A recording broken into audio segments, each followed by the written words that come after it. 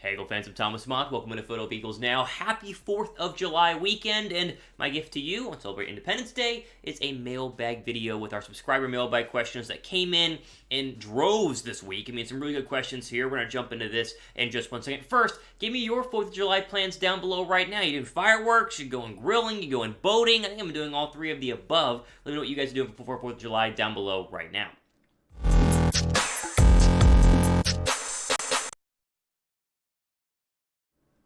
As we always do, let's jump into our subscriber-only mailbag questions. Of course, if you're a subscriber, you can be a part of next week's mailbag video by commenting with the hashtag Eagles down below. We'll start with Manuel Gordon, who says, hashtag Eagles, what's the chance if New Orleans gives us the top 10 pick, do you think we will trade our second first-round pick for another first-round pick next year, plus other picks this year? Okay, a lot of trade question here regarding the picks.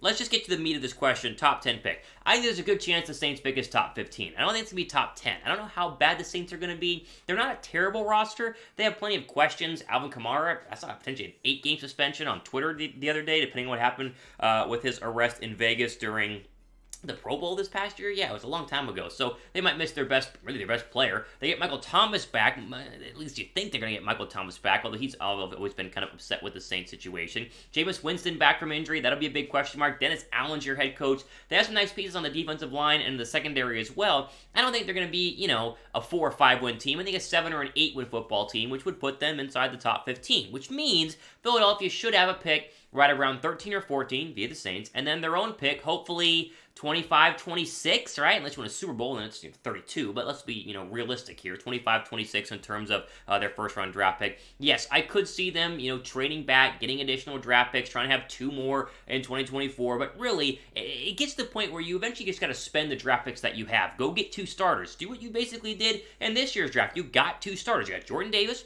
right, with your first pick, and then you essentially got A.J. Brown with your second pick, your first-round draft pick trade. But you get my point. You get 2 starters. Each year, in the past 2 years, you get 2 quality starters, Jordan Davis, A.J. Brown, and then 2 quality starters next year. This team is going to be set up for a very successful long-term run, instead of what you see sometimes in the National Football League, where a team is young, they're good, they have success, and then they fall off a cliff and they don't get back to being successful for many more years. If you continue to draft well, as hopefully Philadelphia is doing, and you think back to last year's draft, not bad, and for this year's draft, hopefully pretty good, this can be a team that has a big threat to the NFC East and a big threat to the rest of the National Football League in 2023 and many years to come.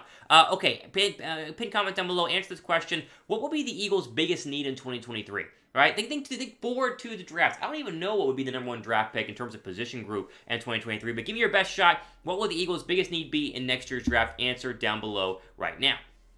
Okay, next question comes from a guy named Philly, which is a good name. He says, what would you do if Carson Strong balls out in training camp, but Jalen Hurts stinks? Would you start Carson Strong or Jalen Hurts? So, no, I would not. And let me just preface this. Carson Strong has looked pretty good so far at rookie minicamp, at OTAs. He's not been bad. And I think there was a big reason why a lot of people thought he would be an actual draft pick versus an undrafted free agent, why Philadelphia gave him a ton of guaranteed money once he was an undrafted free agent. He's a good player. He can play the quarterback spot. His main issue is his knees. The comparisons to Sam Bradford are very, very real. A guy who has the arm, he has the mental strength there, that knows the game, a student of the game, but his knees are very, very fragile, and a couple of hits, and you're worried he's going to be injured. He's not going to be better than Jalen Hurts in training camp. Let's just be very, very clear. I know this is a what-if scenario, but he's not going to be. Even if he would be, there's no way you could convince Philadelphia Eagle Nation that you got to start Carson Strong week 1 instead of Jalen Hurts. If Carson Strong actually wants to play this year, he has to first beat out Gardner Minshew, who you got to remember is behind him in the quarterback depth chart, in front of him in the quarterback depth chart,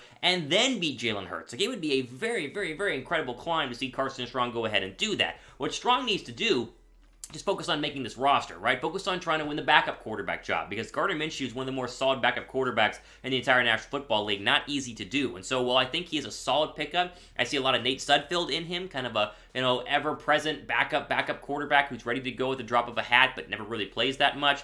But the odds of him actually beating out Jalen Hurts to me are really thin. It's just not going to happen. What do you guys think?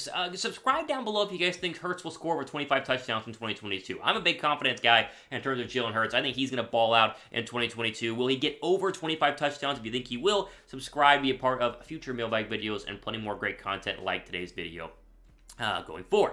Okay, Andrew says, if Jalen Reagor performs at a high level and has a breakout year, what does that mean for guys like Pascal and Watkins? They are all solid wide receiver 3, so someone's gonna want to go, right? Yes, you are correct. Now, this doesn't have an impact this year because all 3 of them are signed, and so if Reagor balls out, Watkins is not going to be traded. He'd be moved probably 2023 offseason. But the wide receiver 3 battle, it's going to be hot. It's as simple as that. I think Reagor has a real shot to go ahead and be wide receiver 3.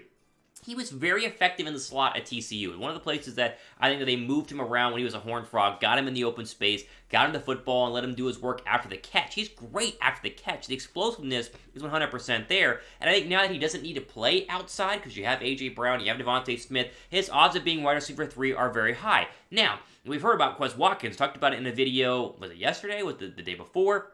He's been a baller so far. He's been Tim McManus's, the ESPN Eagle Reporter's #1 player during Eagles OTAs. I mean, he's been an absolute monster, and we're thinking he's going to have a really big year alongside, obviously, Brown and Devontae Smith. So the battle's going to be hot. I don't know who wins, but if Reagor plays well, then he should start. But the same goes for Pascal, and the same goes for Watkins, so who really knows? I'm rooting for Reagor. I'm still rooting for him. I'm not anti-Jalen Reagor. I don't hate Jalen Reagor. I don't wish him, a bad season just because he, screwed us out of a successful first-round draft pick. Just give the guy a chance. I know we have been. Give him one final year. If he stinks this year, they will for sure let him go. But if he doesn't, then maybe you actually get what you paid for in a first-round draft pick. Okay, we are going to be having plenty more NBA free agency stuff on our main Chat Sports channel. NBA free agency has been nuts. See, Kevin Durant wants to trade. They're going to break that down, obviously, live during all of our NBA free agency live shows at our main Chat Sports channel by the guys up at our Dallas headquarters, taking place throughout the rest of the weekend. There's some great stuff there. So go down below in the description box and subscribe, or just search for Chat Sports in the Google search bar above me, and you'll see 300,000 plus subscribers. It's a crazy big channel. So check that one out for all of your NBA coverage. Do what the 76ers possibly are going to do in NBA free agency. Okay, Donnie Love says, with Reddick being a good pass rusher, the Eagles switch to a more 3-4 defense, so Reddick can Ramo, I don't know what that means, can Ramo the line like Watt in Pittsburgh. No, they won't switch, and I think this is the big misconception right now happening with Hasson Reddick, because Philadelphia, they're doing it to themselves because they list him as an outside linebacker, like linebacker Hasson Reddick. He's not going to play linebacker. Like, he's not going to be a 4-3 outside linebacker in what is a 4-3 defense. He's going to be a pass rusher, and he will line up at the defensive end, and will be rotated in there alongside guys like Josh Sweat and alongside guys, obviously, like Brandon Graham and Derek Barnett. Like, he's going to be a pass rusher. He's not an outside linebacker. He's an outside linebacker in the sense that Von Miller is an outside linebacker, a.k.a. he's not. He's a pass rusher who is an outside linebacker. So they're not going to change the defense just for Hasson Reddick. Reddick will change, but not really mold into what they want him to be in this Eagles defensive line, but he's a pass rusher, and nothing is going to change there. He's going to be a part of what's going to be the strongest defensive line I've seen maybe in my lifetime in Philadelphia. I mean, this is an elite group, and they're going to be extremely good, and so excited to see what they're going to be able to do. What do you guys think? Will Reddick lead the Eagles in sacks in 2022? Will be somebody else who leads Philadelphia in sacks this year? Give me your pick down below. I like to think Josh Sweat leads the Eagles in sacks. I think he's kind of the younger, fresher, potential breakout star of this football team. But let me know who you guys think is going to be the Eagles' leading sack leader this season. Okay, a friend of the channel, Hunting Gecko, says, how is Nakobe Dean doing? A lot of hype around him to start, but I haven't heard anything recently. Honestly, he's been a little quiet, but he's been quiet because, it's the offseason. It's OTAs. It's not week 1 of training camp. It's not week 1 of the preseason. So it's too early to judge some of these rookies. Like, you can watch one-on-ones, you can watch them in the weight room and say, oh, Jordan Davis looks good, and you can watch Nakobe Dean and say, oh, he looks fast, but there's no way to tell how good these guys are going to be. You got to get them on the football field. I need them in pads. I need them in 11-on-11s. I need them in training camp. That's when you're truly going to know. So if you don't hear about a guy right now, does not mean that guy stinks. Does not mean that guy's no good. Does not mean he's not making good plays. There just isn't a lot of buzz right now. And I'll be honest, there's not a lot of media presence at these OTAs. They're not getting to watch every single second of practice like a lot of media people do during training camp. So I'm sure you'll hear a lot more about Nakobe Dean once you get to training camp. But you're 25 days away, right? July, whenever this is filmed, 1st, 2nd, like you have almost a month. So just sit tight, and then you'll get plenty more updates from the rookies. And we'll do it all here on the channel, as we always do.